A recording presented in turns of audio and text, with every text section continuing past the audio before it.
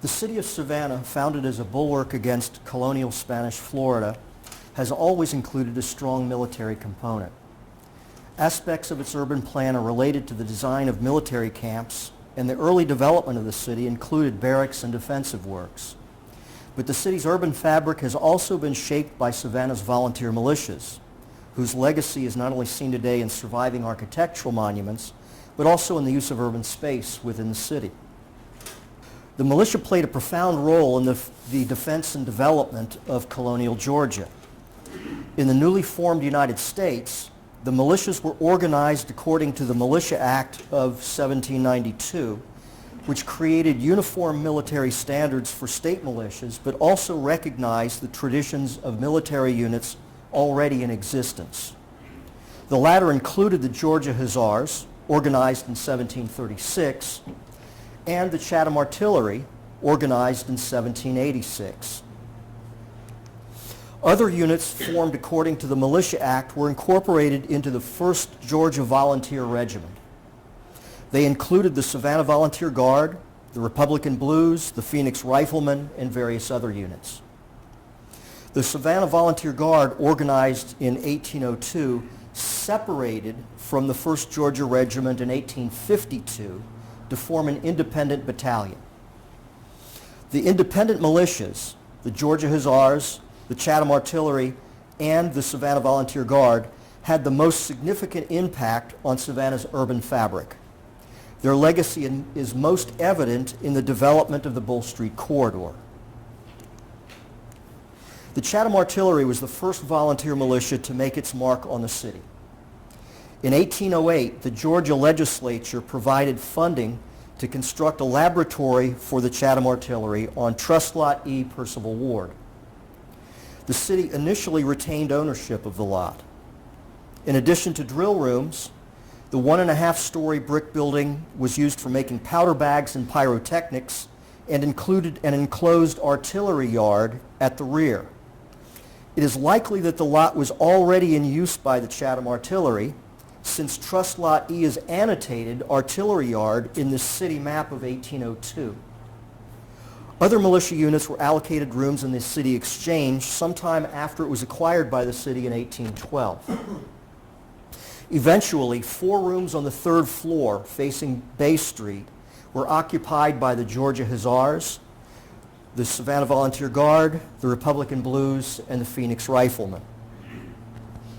In 1845, the city granted Trust Lot E to Chatham Artillery, but the militia first had to become incorporated in order to hold title to real property. The Chatham Artillery was incorporated in 1847, and the old laboratory was razed to build Chatham Artillery Hall. This new armory facing Wright Square was designed by John Norris and completed in 1848.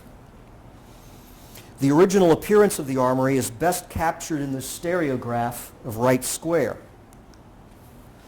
Built in a subdued Gothic Revival style, the 3-story brick building included squared hood moldings over the windows and a crenellated parapet. The ground floor housed the cannon, the 2nd floor featured a great hall, and the 3rd floor included drill rooms. The enclosed artillery yard in the back of the lot was retained.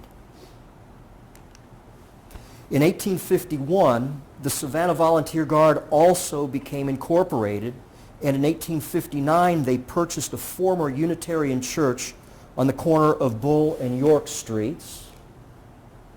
The location not only faced the same square as Chatham Artillery Hall, but it was also near to the State Arsenal on York Street, completed in 1829. The open ground plan of the church was well suited for use as a drill room, and the church furnishings, such as the pews, were sold to finance its conversion into an armory, including gun racks and a flagstaff added to the church cupola. By this time, the martial character of the Bull Street corridor included Oglethorpe Barracks, as you can see here, the federal compound constructed in 1834 on the present site of the DeSoto Hilton Hotel. Prior to purchasing this site from the city in 1833, federal troops had employed part of the city common as a military cantonment. The federal government retained the old cantonment until 1853, when it was conveyed back to the city. The city then granted the 19-acre site bounded by Gwinnett, Whitaker, New Houston, now Park Avenue, and Montgomery Streets as a parade ground for, quote, the volunteer companies of the city of Savannah, end quote. 6 years later, in 1859, the militia companies petitioned the city to exchange this tract of land for an adjacent tract in the common directly south of Forsyth Park Place, bounded by Hall, Drayton, New Houston, and Whitaker Streets, now known as Forsyth Park Extension. The exchange was made, and the city subdivided the old cantonment tract into residential lots. The history of the parade ground, also known as Forsyth Park Extension, is complicated. While it was originally granted to the volunteer militias as a parade ground, in 1867 it was also made public domain as part of Forsyth Place Park. Its use and control by the militias is confirmed in a series of city ordinances over the years, and it was actively used by the National Guard heirs to the volunteer militias into the 1960s. But formal title to the property as city park or parade ground was never resolved. Nonetheless, the city is graced today with Forsyth Park Extension thanks to the volunteer militias.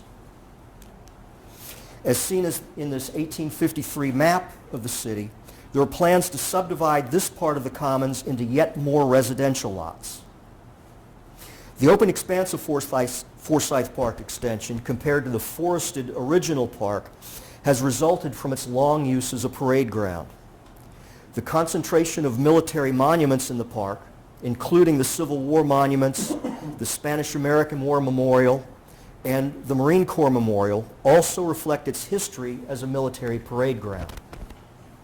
In addition, the two whitewashed neoclassical structures on either side of the park at Gwinnett Street are a legacy of the militias. These were constructed between 1912 and 1914 as dummy coast artillery batteries for the use of the Savannah Volunteer Guard and the Chatham Artillery. They were equipped with full-scale, functional, but non-firing replicas of the artillery then employed at Fort Screven on Tybee Island. The western battery was armed with a 12-inch mortar, and the eastern battery with a 10-inch disappearing gun. The eastern battery also included a 3-inch gun on a pedestal mount and a spotlight. Today, the western battery has been transformed into a fragrance garden, and the eastern battery is now Forsyth Park Visitor Center and Cafe. At the end of the Civil War, Savannah's volunteer militias returned to face difficult consequences. During Sherman's occupation of the city, the Volunteer Guard Armory in the corner of Bull and York had been commandeered by Union troops and was then destroyed by fire in February 1865. This photograph of Wright Square shows the vacant lot created by the lost armory. Chatham Artillery Hall was confiscated in 1864 for the Freedmen's Bureau and was used as a school for former slaves until 1868, when it was returned in a dilapidated state. Most notably, in March 1867, Congress enacted a law, quote, disbanding and disarming the militias and volunteer companies of the southern states, end quote, thus preventing the Savannah militias from assembling as military units. However, as noted, the Chatham Artillery and the Savannah Volunteer Guard were also private corporations, and in response to the 1867 disbanding law, the Georgia Hussars incorporated in 1869 as well. The volunteer militias therefore became social clubs. The Georgia Hussars even briefly became the Savannah Sabre Club, its members armed not as militiamen, but as independent citizens. Although the militias were able to reorganize as military units in 1872, from this point forward, there was considerably more emphasis on social activities of the militias. Immediately upon reorganization as a state militia in 1872, the governor of Georgia granted the Savannah Volunteer Guard use of the state arsenal on York Street. The arsenal was located on the western side of Trust Lot G, Percival Ward, across from Chatham Artillery Hall. In 1884, the Guards purchased the arsenal site, and in February 1885 began construction of a new armory. The Savannah Morning News described the new armory, completed in May 1886, as the finest arsenal in the South. The three-story Italianate building employed a granite foundation level and was faced with Philadelphia pressed brick and trimmed with white limestone belt courses. This is a stereographed picture, and this is a photoshopped enhancement from that. Bay windows and balconies projected from each side and diagonally from each corner. The cornice brackets beneath the second floor bay windows were even embellished with cannon muzzles right there.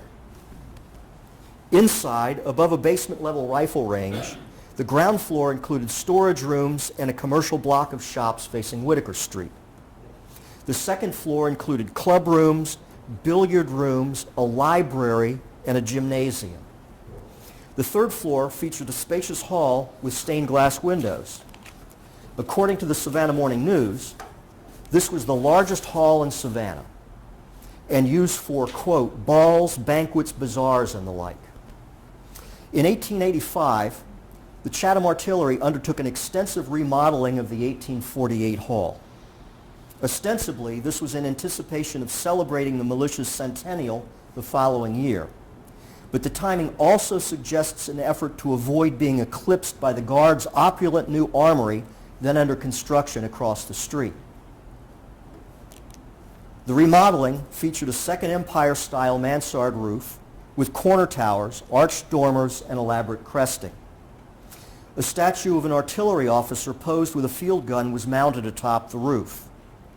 The armory entrance was relocated from State Street to a pair of entrances facing Wright Square, adorned with elaborate cast iron crowns with crossed cannon. The original brick exterior was covered in stucco. Just 3 years after the Savannah Volunteer Guard Armory was completed, it was destroyed in the Great Fire of April 1889. In the aftermath, the federal government purchased the armory site and the rest of the lot, and in July 1891, in order to build a new post office, the southern half of the present post office and federal courthouse on Wright Square. In October 1891, the Guards purchased the former female orphan asylum on Madison Square at Bull and Charlton Streets as a site for the new armory.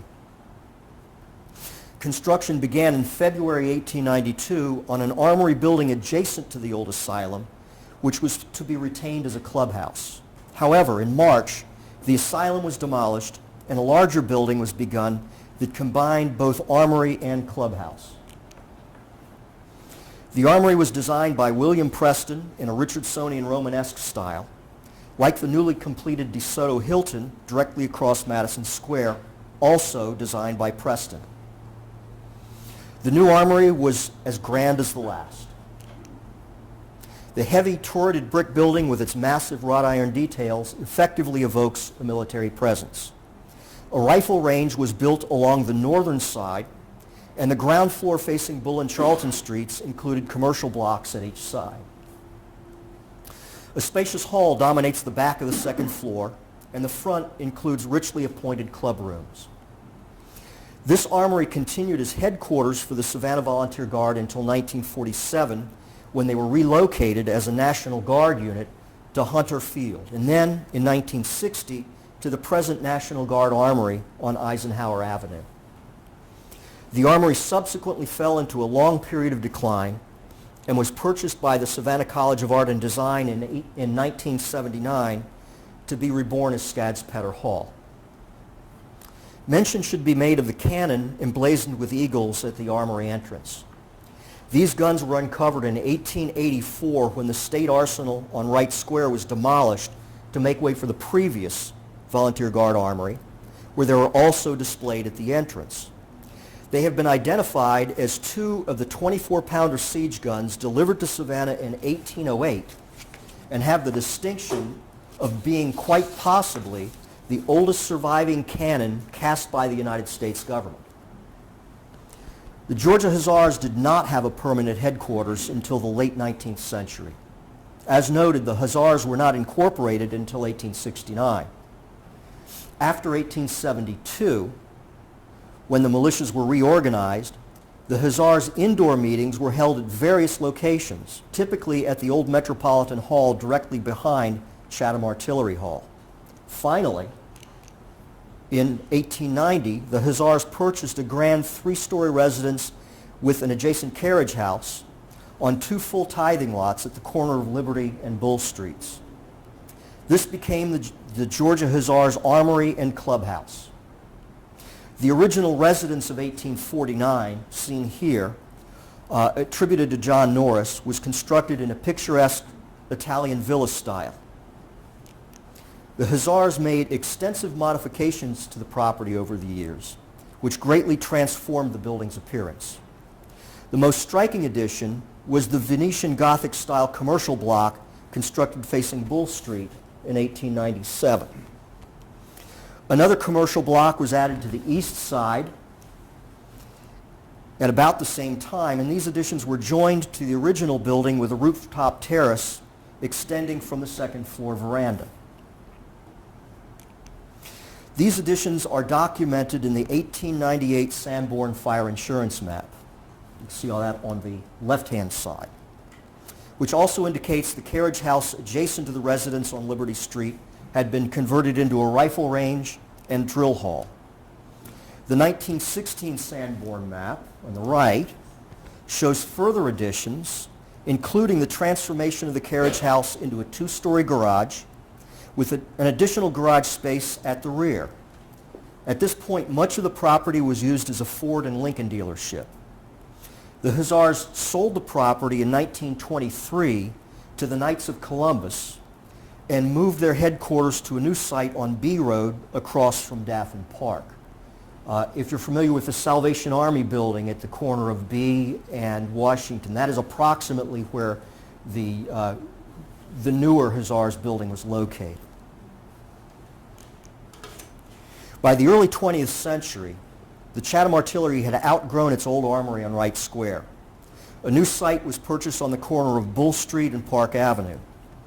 The new armory, completed in 1914, is completed in a modernized Gothic style with pointed lancet windows, Tudor arches, hood moldings, and a distinctly modern crenellated parapet.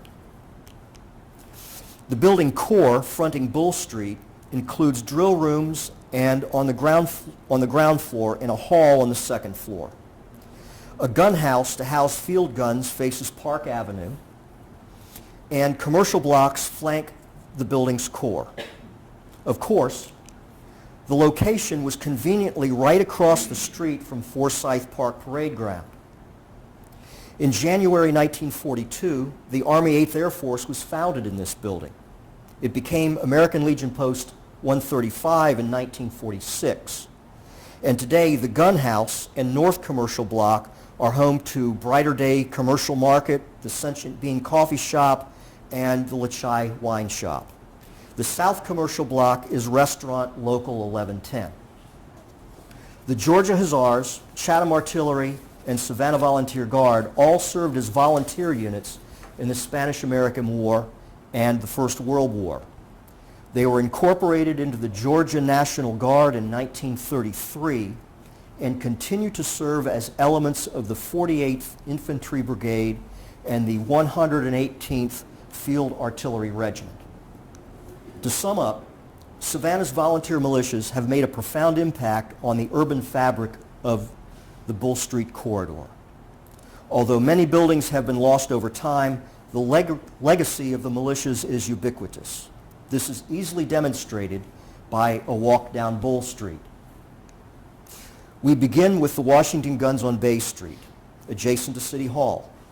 These field guns are prizes captured from the British at the Battle of Yorktown and presented by George Washington to the Chatham Artillery in 1791. Continuing to Wright Square, despite the lost armories where the federal courthouse now stands, we encounter a pair of military memorial flagpoles in front of the courthouse. These are among numerous military monuments along Bull Street that reflect its martial history.